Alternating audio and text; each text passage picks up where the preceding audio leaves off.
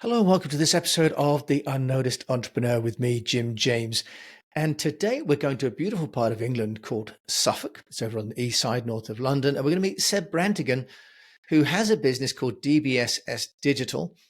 And Seb is going to help us to understand about marketing and marketing automation and how we can use AI to save time when we're mapping the customer journey. Because often we have so many different touch points with a customer, whether it's online, offline, through social, through a marketing campaign for an event, for example, that it's really, really hard to track all of those and to ensure that we've got timely and appropriate responses. Seb's also going to tell us about a number one mistake that he sees people making when they organize virtual events. And he's got some goodies for us at the end. He's going to give us a free download to some top performing funnels. So Seb, thank you for coming on the show today and sharing your wisdom. Tell us about you, Seb. Of course. Thank you again for having me on. I really, really appreciate it. So a little bit about me. So as you say, I live in Woodbridge, Suffolk. I've always lived in Suffolk. Great little place to be. I've been involved with digital marketing for close to 10 years now in numerous different formats, such as a freelancer, now as an agency owner, which I'll get into how all of that works and a bit of my journey. But I've loved digital marketing, social media, automation. A big part of why I do what I do is to help other business owners to buy their time back, which is the most important asset. So that's a very little bit about me, and I'm looking forward to today's podcast. Well, Seb, you've mentioned the magic word, buying time back, and for all business owners, regardless of how big the company, time is the one thing we can't buy again. How are you helping with a company that maybe has, maybe 10 to 20 people now and has to work on inbound marketing, but also has some outbound marketing, and they've got some MarTech, they've got some content, they've got some activities. Quite quickly, it becomes very complicated and quite disconnected too, Seb, doesn't it? So take us through what you at DBSS Digital do when you first meet a company that needs your help. Yeah, of course. So what we do is we perform a marketing audit, which is broken into two parts, which I'll explain each of those two parts. But the first part is we go into, within the audit, is the marketing strategy. So that's step one. Step two is we go into the marketing tech. So if I start with step one, which is the strategy. So we look at how that company is currently generating leads.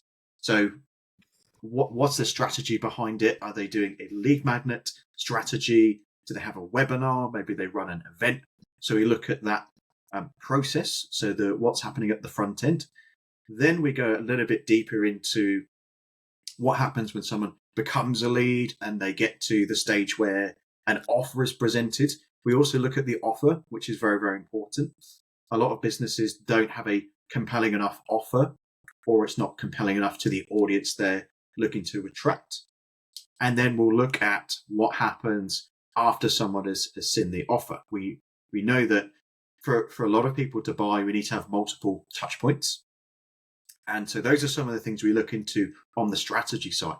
Now, switching gears to the technical side, we would look at what digital assets this company has already, or what they're looking to use. So we would look at what digital assets they have, whether it's a CRM system, whether they have a website or marketing funnels.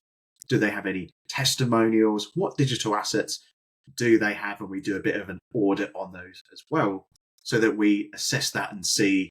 And in some cases, an ideal client has a lot of these things. They have the digital assets.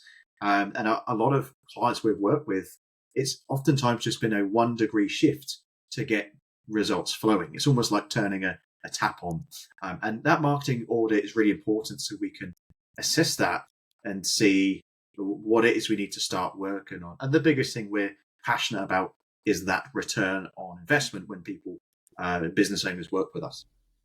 Seb, that's wonderful. And I love the way you break that down between the audit and then the strategy. But you have mentioned there about the tech as well. What would you say is the ideal setup for a business? Do you think that they should have one hero platform, like a HubSpot, for example, or a Zoho? or should they build a collection of best in breed like Aweber, for example, for email, and maybe an SMS gateway? What's your view on that? Of course, for me, it depends on the size of the business and where that particular business is at.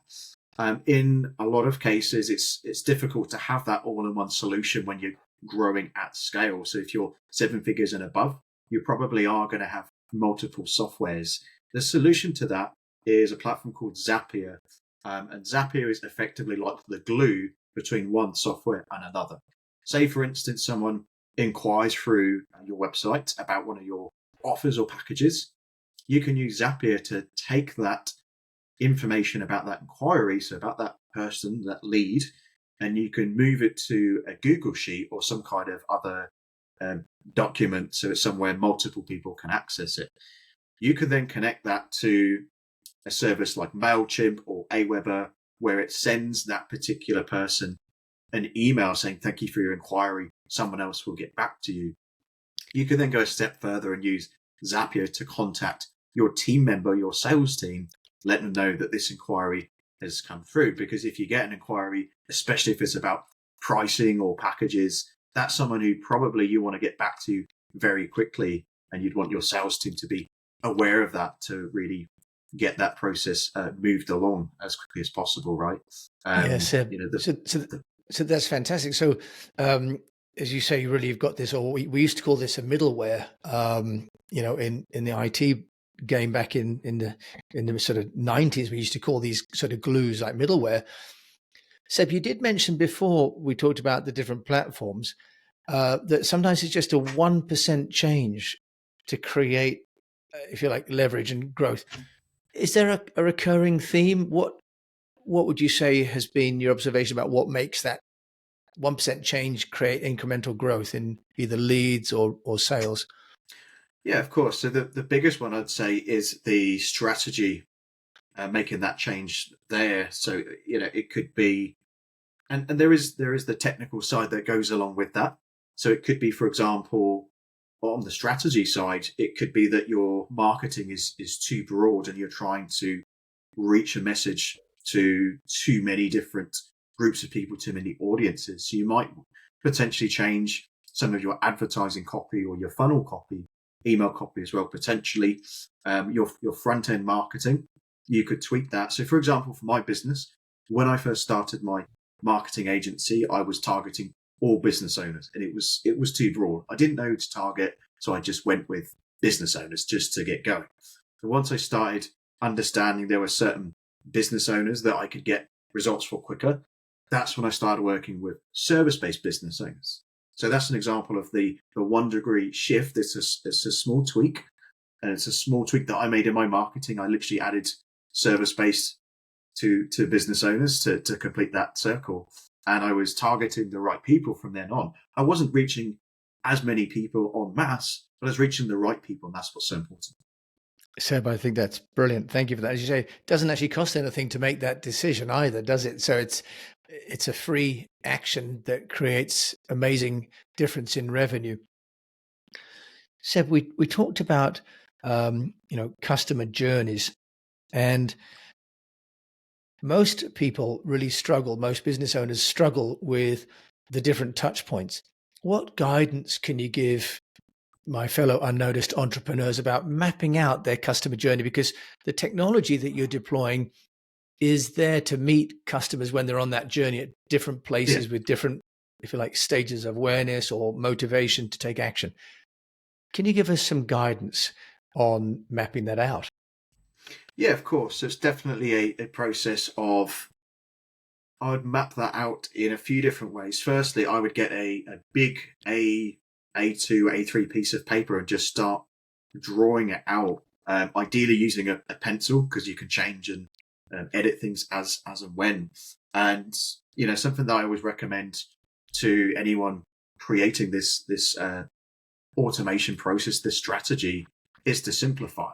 One of my marketing funnels at the moment is someone requests access to one of my giveaways. They fill in the form, they get the giveaway, and then the step after that is they book in a call with myself or with my team to discuss working together and purchasing our digital marketing services and inquiring about that. Then the purchase happens over the phone. And so with that simple process, starting with less steps but achieving the same thing is definitely the place to go. What the big mistake that I see a lot of business owners make with automation is they try and automate a 15-step process when they don't actually need the 15 steps. Now, obviously, if you're a bigger company, if you're selling a high ticket product, you'd probably need more steps in that process within the automation and, of course, the sales cycle. But if you're just starting out, what's the path of least resistance, not just for you who's setting up the automation, but for the customer as well. We talk about customer journey, and that's really, really important. So it's about removing the steps that we don't need or automating them as well. Seb, I think that's wonderful, wonderful advice as well. A topic that everyone's thinking about, but you haven't mentioned yet, is AI and the impact of AI on either on automation or identifying the program or even the tools. What's your view at DBSS Digital on using AI? It's definitely been very impactful for us and also for our clients.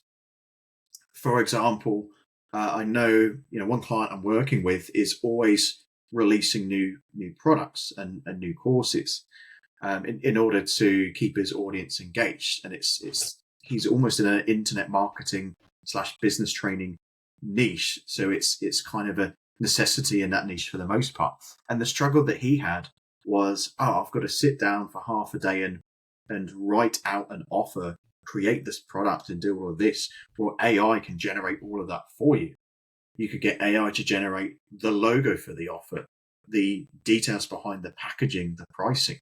And of course, it's not going to do 100% of the work for you. You'll still need to sense check everything and probably add your own personal flair to it. But it's able to do probably 85% of the work. So the advantage that we're seeing is you're able to get things out there a lot quicker as business owners, right? And we've all had that. We've had a great idea. We should do this event. We should do that product launch, right? Or launch this new offer. And the thing that stops us from doing that and stops the momentum is having to sit down and spend the time creating it. Well, AI removes a lot of that, all those barriers and those issues, because you can simply have an idea, use ChatGPT to generate a lot of the content behind it and the concepts. So it just saves you a lot of time. And, in order to succeed quicker, it's important to have that momentum. And that's what AI helps you to get into the flow of. Yeah, that's wonderful, Seb. And Seb Brantigan, I think also you're at the end of the show going to give us a URL which has got some tools and some templates that people can download for free to get access to some of the recommendations that you've got as well, aren't we? Oh yeah, 100%. I've got something very exciting in store that probably what a lot of other people would not give away for free, but because I'm so passionate about what I do and helping business owners, I'm definitely happy to do that and share that as well. Yeah, that's wonderful, Seb. So, stick around and then you get that link at the end. Seb, you started this business, DBSS Digital, with a partner who's in London and you're in Suffolk. So, not too far away, but you're not in the same building itself. Tell us a little bit about how you've managed to get the brand of DBSS Digital noticed, and what have you been doing as an entrepreneur to get clients? You referenced that just a little bit about niching down, but tell us about how you're overcoming the obstacle. Because in those first couple of years, I know from my own experience, those first clients are so hard to get. Definitely. So getting my name out there was definitely not easy. A big part of it was getting noticed on social media, so creating content there. Really looking to build my own brand, what I could offer, why people should listen to me. That was a lot of what I was generating within my content. Then I started to eventually get clients just from being active and being out there. The other thing I did more of, as much of as I could, was getting to networking events and having a lot of conversations with people. Having as many conversations as I could. They weren't always sales conversations, or a lot of them didn't lead to a sale, but I was having as many conversations as possible, whether it's a podcast like this, whether it's a Zoom, whether it's face to face for a coffee or a beer or whatever it was. It was having those conversations and getting my name and my face out there.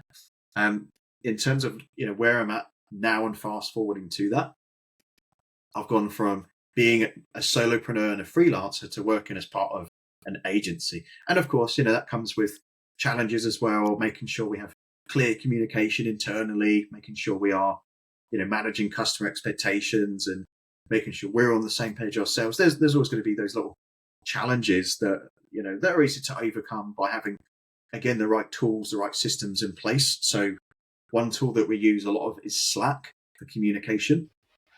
And that's a great way for all of us and our clients to stay in the loop and on the same page. So there's always solutions to those problems that I see a lot of business owners, going through. And, automation and systems are a great way to combat a lot of those issues to some extent.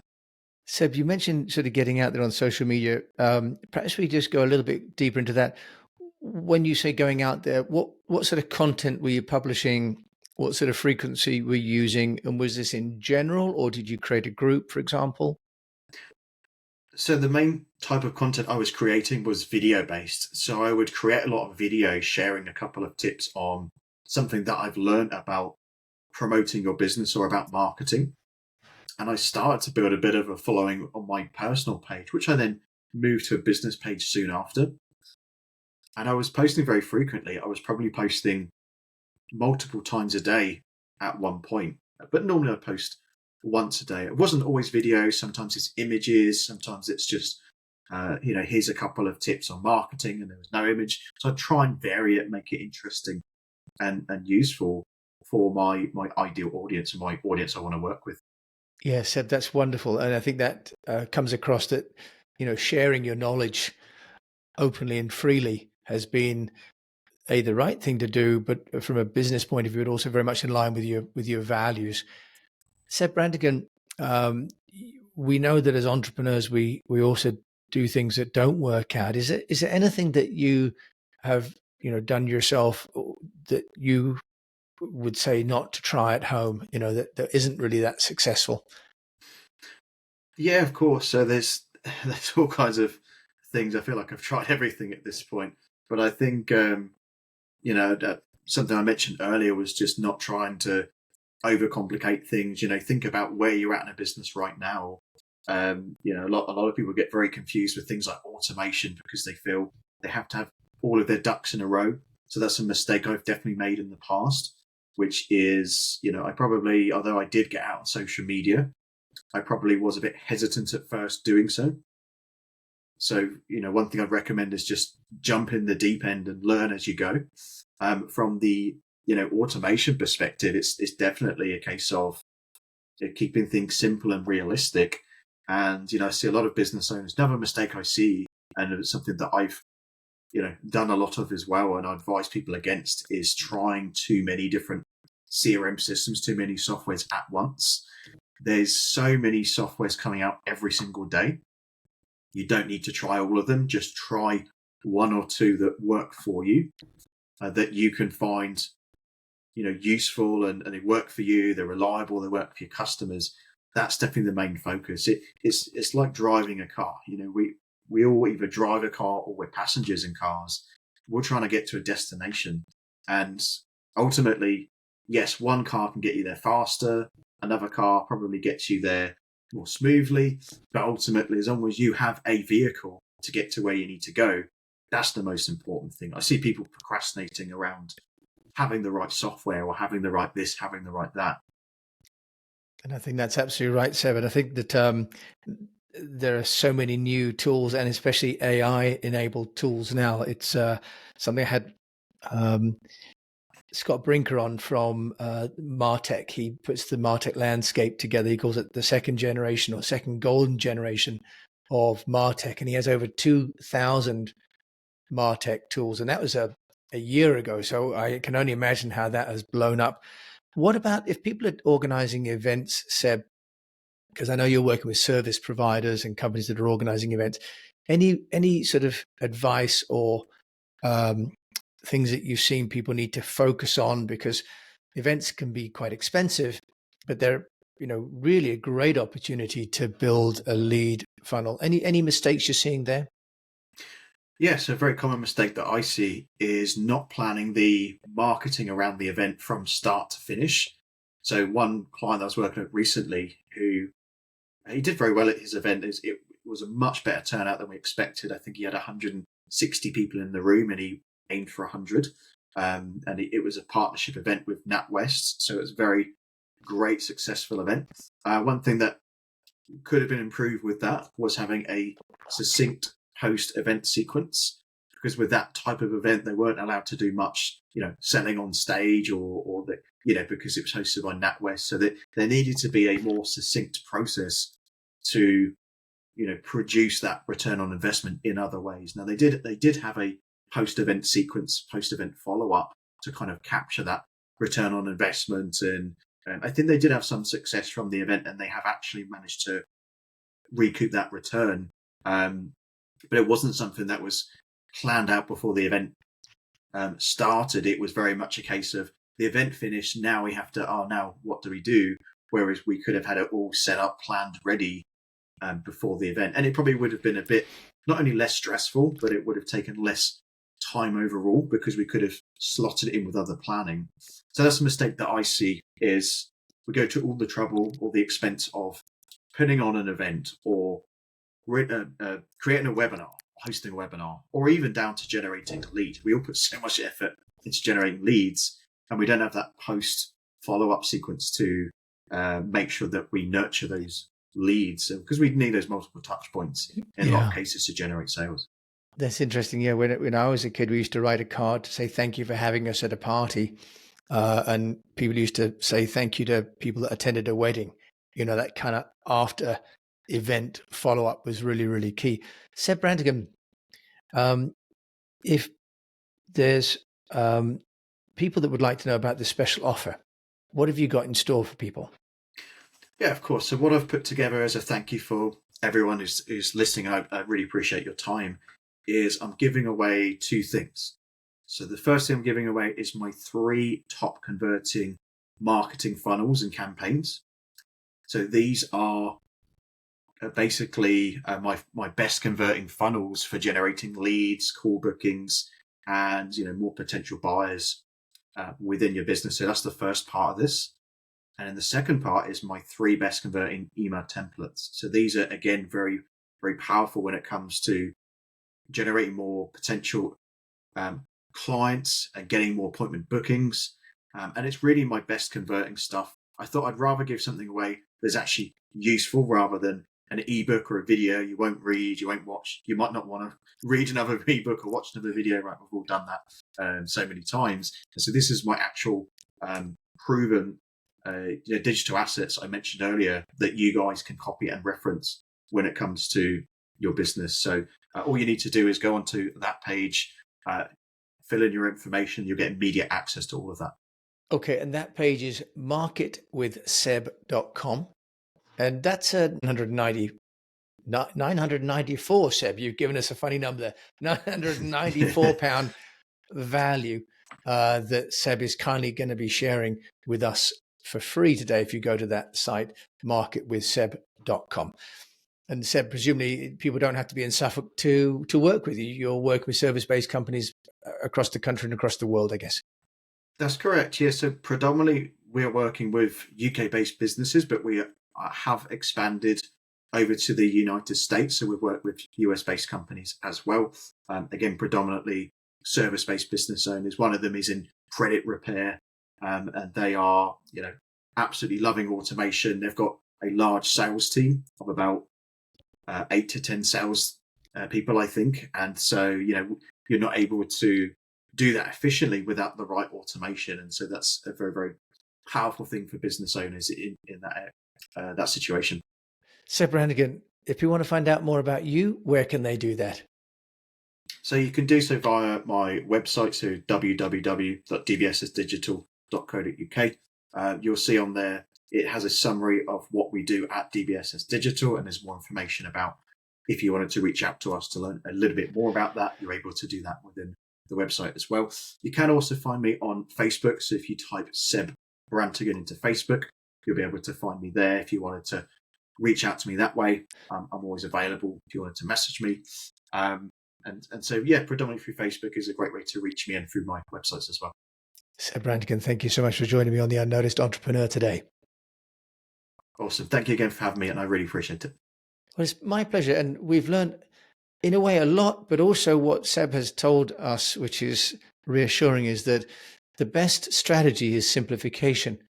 That if we focus on a particular niche, we will be able to turn the strategy from being too diffused to being more focused. And if we make our funnels and our automation more simple, then we will shorten the steps that we have to take to get into the journey with the customer, but also that we need to do follow-up. It is so easy to think the job is done when we've had the first call, and actually the relationship is often made or broken with the follow-up. So thanks to Seb for joining us today. If you've enjoyed this, do please follow the show. That's really helpful, and review the show on your favorite player. And until we meet again, you've been listening to me, Jim James, your host. Thank you very much for joining me. And I just encourage you to keep on communicating.